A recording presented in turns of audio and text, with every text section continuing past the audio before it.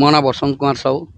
ମୁଁ କେନ୍ଦୁଝର ଜିଲ୍ଲାର ସମିତି ସଭ୍ୟ ପରିବାରର ସେକ୍ରେଟାରୀ, ଜିଲ୍ଲା ସଭାପତି।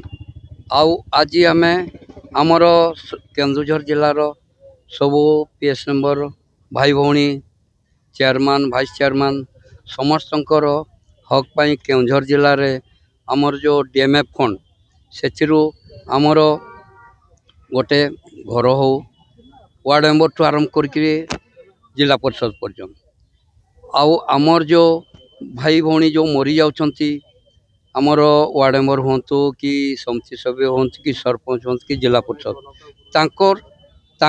DMF फेडरू आमर लक्षे टंका प्रदान करंतु। आमे एतिकी मान्यवर आमर जेहेतु आम जिलार मुख्यमंत्री आम केन्दुझर जिला से गौरव पाई आज आमे आज जिलापाल को आमे आमर सब समिति परिवार तरफ आम आज मेमोरेंडम देचु। मो ना मानस कुमार देउरी, सारपुर ग्राम पंचायत बांसपाल ब्लॉक समिति सभ्य एवं ब्लॉक चेयरमैन अच्छी। आज आमर विभिन्न समस्या नहीं कि जिलापाल को दाबीपत्र दिहला संघ तरफ एवं जिलापाल जरिया मुख्यमंत्री को दाबीपत्र दि जाइए।